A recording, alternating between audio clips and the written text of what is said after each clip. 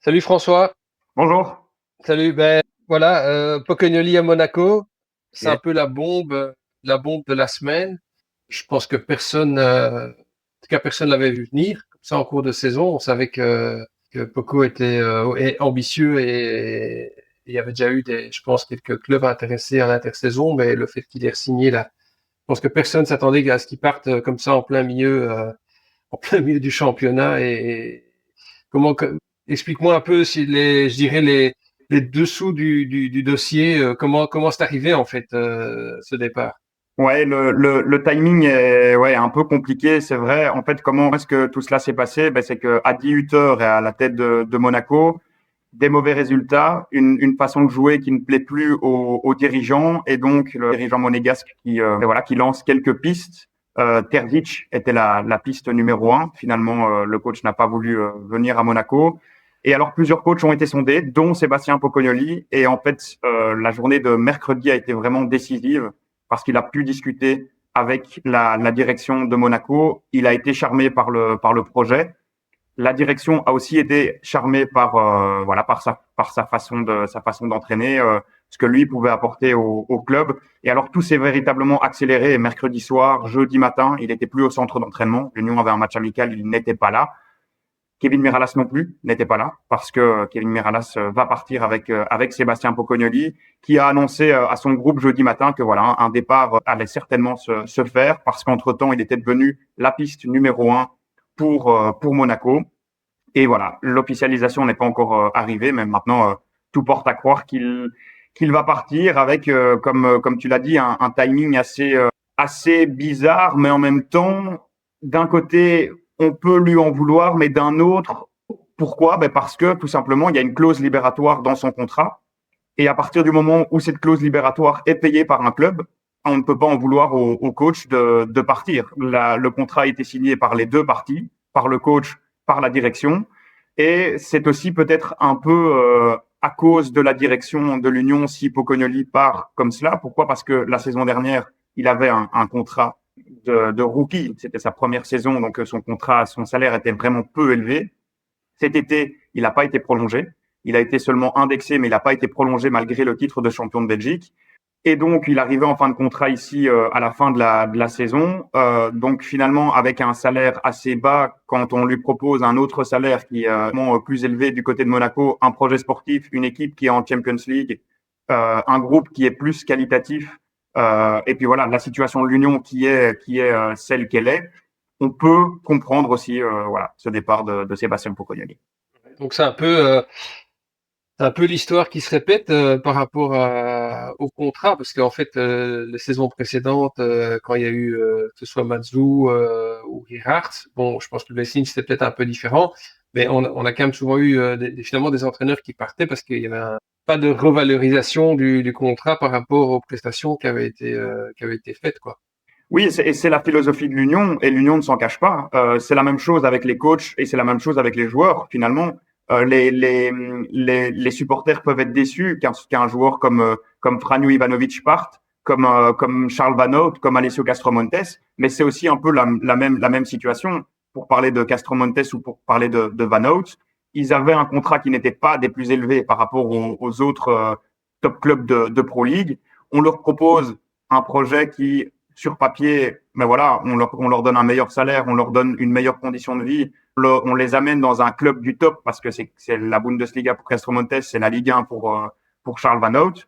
À partir de ce moment-là, ben voilà, la direction de l'Union prend ce risque finalement d'accepter de ne pas mettre des énormes salaires et donc ils partent du principe que oui, certainement des piliers vont partir et c'est la même chose avec le coach. On prend le risque en ne lui donnant pas un salaire énorme qui va le pousser à rester, ben on prend le risque qu'il pourrait partir. Après ici, voilà, encore une fois, le timing est vraiment malheureux parce que c'est en plein milieu de la saison. Les autres fois, c'était pendant l'été, donc ça laissait un peu plus de temps à la direction de trouver un remplaçant.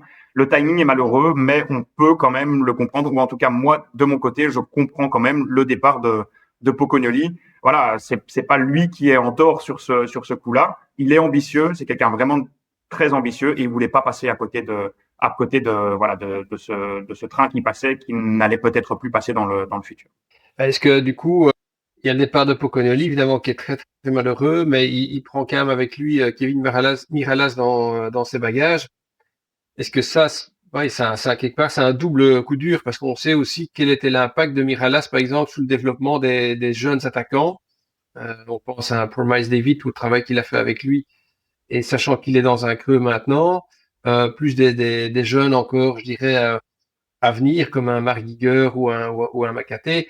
Euh, est-ce que c'est pas aussi, je dirais, est-ce que ça augmente pas aussi l'impact, je dirais, de ce départ, le fait finalement qu'ils partent à deux, quoi. C'est clair. Pour moi, oui, parce que on peut le dire, si l'Union est championne de Belgique la saison dernière, mais c'est grâce, entre autres, à l'arrivée de Kevin Miralas en novembre. On peut retourner un peu la phrase. Je pense que si Kevin Miralas ne vient pas en novembre, l'Union n'est peut-être pas championne de Belgique. Parce que clairement, Ouais. l'impact qu'il a eu sur les attaquants qui n'arrivaient pas à mettre un pied devant l'autre en début de saison, il a réussi vraiment à faire un travail en coulisses avec les attaquants. Ben, on a bien vu le résultat. Franjo Ivanovic est parti pour 23 millions à Benfica. Promise David a fait des playoffs de feu à une valeur marchande de 15 millions d'euros. Fusaini, Niang, c'est aussi des joueurs qui ont trouvé une vraie efficacité. Donc clairement, il y a ce côté-là, il y a le côté attaquant, mais il y a aussi le côté formation. Et là, Pocognoli était vraiment très fort, avec des joueurs Ouais. comme Noah Sadiki, avec des joueurs comme Camille Van de Peer, avec des joueurs ici cette saison comme Marc Giger, comme Niang, comme Kalaili qui est encore très jeune. Moi, c'est surtout ça qui me fait peur, c'est ce manque-là. Donc, il va falloir que le coach qui arrive, ben voilà, a aussi cette facette comme Pocognoli l'avait, parce que Pocognoli c'était un meneur d'hommes, mais c'était quelqu'un qui savait travailler avec un Christian Burgess, mais qui savait aussi travailler avec le jeune comme Mark Giger par exemple, qui n'avait pas encore beaucoup de titularisation. Mm. C'était vraiment quelqu'un qui prenait le remplaçant. Voilà, pour lui, le remplaçant avait la même valeur que le titulaire. Et même le remplaçant avait limite même plus de valeur que le titulaire. Et c'est ça qui faisait la réussite de l'Union. Et ça, c'est grâce à Pocognoli, c'est grâce à Miralas. Et il va falloir que le prochain coach ait aussi cette sensation-là, parce que sinon, ben, certains joueurs vont être perdus. Un joueur comme Mark Giger qui était en train d'exploser, ben, il va pas falloir que le coach qui arrive se dise, OK, j'ai pas trop besoin de toi, on va te mettre sur le côté, tu vas monter parfois en fin de match. Il va falloir être efficace à ce moment-là. Non, il va falloir vraiment le mettre dedans. Kevin Rodriguez, c'est pareil. Si Kevin Rodriguez enchaîne les buts en début de saison, ben c'est parce qu'il y a eu de la confiance de Kevin Miralas, de Sébastien Pocognoli, de tout le staff pendant toute la saison pour que voilà, finalement, ça porte ses fruits ici maintenant. Donc, je pense que c'est vraiment sur cet aspect-là. Le fait que Pocognoli quitte l'Union, ça va faire mal, mais ça va faire surtout mal en coulisses, voilà, dans tous des petits détails entre guillemets que les supporters ne voyaient peut-être pas au quotidien. Donc, il va falloir voir comment le groupe surtout va réagir à ce départ et à l'arrivée du prochain coach. Ouais, c'est pas évidemment. Ouais, ça pose beaucoup de questions et c'est vrai qu'il y a pas mal d'inquiétudes chez les supporters. Maintenant, si on se projette sur le futur, je lis quand même qu'il y a pas mal de rumeurs qui mettent Rick 2000 comme étant le candidat numéro un. Mais ça a l'air compliqué aussi parce que je pense qu'il y a une clause libératoire à 5 millions si j'ai bien lu de la part de Charleroi. Donc connaissant l'Union, et je suis pas sûr qu'ils vont mettre 5 millions Mm-hmm. pour un entraîneur. Est-ce qu'il y a d'autres candidats qui se profilent ou alors c'est vraiment traité dans la plus grosse confidentialité de la part du club? Mais le club est toujours très confidentiel dans tout ce qui fait que ça soit transfert de coach ou que ça soit transfert de joueurs. Après pour la piste Rick 2000, c'est clairement la piste numéro un pour le moment. Il a une clause libératoire qui est élevée, mais on connaît les bonnes relations entre le Sporting de Charleroi et l'Union. On connaît aussi la proximité entre un certain Moji Bayat et l'Union. C'est lui qui a fait le transfert des organes, par exemple. Donc voilà, ça pourrait un peu aider Mhm. dans ce mouvement. Et après, surtout, la situation de Rick 2000 est complètement différente d'il y a quelques mois. Il y a quelques mois, l'Antwerp l'avait dragué et il avait dit non. Si la direction de Charleroi ne veut pas, moi, j'irai pas au forceps. Ici, la situation est un peu différente. Depuis quelques mois, en fait, le Sporting de Charleroi avait dit on va faire un solide mercato, on va essayer de garder des bons joueurs et on va essayer de faire une bonne saison. Ça n'a pas été le cas. Ils sont clairement déforcés après le mercato. Donc, voilà, finalement, le Sporting de Charleroi n'a pas tenu ses promesses. Je verrais bien Rick 2000 dire, ben voilà, désolé, vous n'avez pas tenu vos promesses, moi je veux partir et peut-être tenter un bras de fer pour aller à l'Union, parce que pour lui, c'est clair. Déjà, premièrement, ça m'étonnerait pas qu'il veuille quitter le Sporting de Charleroi, mais en plus de ça, c'est rejoindre le champion de Belgique en titre, qui est actuellement leader du championnat et qui va jouer la Champions League. Donc pour lui, c'est clairement un pas en avant. Il faut même pas le dire. Et je pense que pour l'Union, ce serait vraiment une belle opportunité parce que c'est un entraîneur qui est très proche de ses joueurs, qui parle parfaitement français, anglais, néerlandais. Et je pense que c'est un coach qui va pouvoir avoir ce fameux ADN de l'Union et qui va accepter, comme Pocognoli l'a fait, comme les autres coachs l'ont fait, de ne pas tout changer et de se dire voilà, j'arrive à l'Union, l'Union c'est un 3-5-2, l'Union c'est une façon de jouer qui est comme ça, avec des reconversions rapides, avec de l'intensité dans les duels. Il va peut-être pouvoir ajouter quelques ingrédients, mais il va pas vouloir tout changer directement. Donc voilà, pour toutes ces raisons, moi je pense que ça pourrait vraiment être un bon choix pour l'Union. Bon en tout cas, on croise les doigts parce que je pense que il va falloir pas perdre trop de temps dans ce dossier, sachant toutes les échéances qui arrivent. Je pense principalement au match contre l'Inter en Champions League, où il faudra quand même pas non plus se prendre une casquette, comme on dit, comme contre Newcastle. Donc il va falloir remobiliser parce que j'imagine. Enfin, est-ce que d'après toi, d'après ton expérience, ce genre de départ très brusque, très inopiné en cours de saison, est-ce que ça a un impact psychologique important sur le groupe de joueurs? Ça peut avoir un impact psychologique parce qu'ils s'y attendaient pas. Vraiment, pour eux, c'est un petit tremblement de terre. Il y a même certains joueurs internationaux, donc qui étaient avec leur équipe nationale, qui ont appris la nouvelle via les médias. Et ils étaient vraiment, ultra surpris par ce départ. En fait, personne s'y attendait. Qui, à la fin de Club de Bruges Union, aurait pu dire oui, c'est le dernier match de Pocognoli? Personne ne s'y attendait à ce départ. Donc c'est clair que tout le monde va être surpris. Après, je pense que les joueurs de l'Union l'ont déjà très bien vu. À chaque fois qu'un très bon joueur part, il y a toujours un très bon joueur qui arrive. À chaque fois, on s'est dit bon, ça va être très compliqué de remplacer Victor Boniface, ça va être très compliqué de remplacer Mohamed Amoura, Teddy Thomas, même il y a quelques années avant.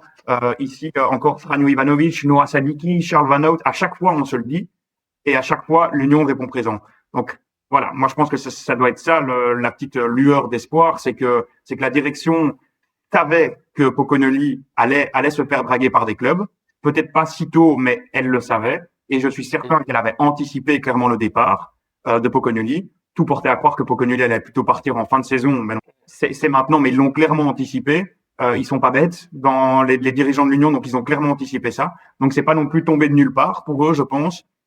Et ça peut peut-être un peu aider les joueurs et les supporters en se disant la direction de l'Union a toujours répondu présent quand il y a eu un gros départ. Elle va encore répondre présent ici avec le départ de Pocognoli. Ok, je pense que les prochaines heures vont être passionnantes à suivre. Et j'imagine toi t'es sous le qui-vive évidemment au vu de ta fonction à la dernière heure les sports et que tout peut basculer d'une minute à l'autre, j'imagine. Tout peut aller très vite et pour le clin d'œil, l'Union recommence le championnat contre Charleroi. Donc, à voir quel banc Rick 2000 sera assis le samedi de reprise pour l'Union. Ok. Bon, voilà. De toute façon, on tient ça à l'œil et espérons que qu'il y ait quand même le dossier se décante rapidement et qu'on ait rapidement un entraîneur pour reprendre l'équipe en main.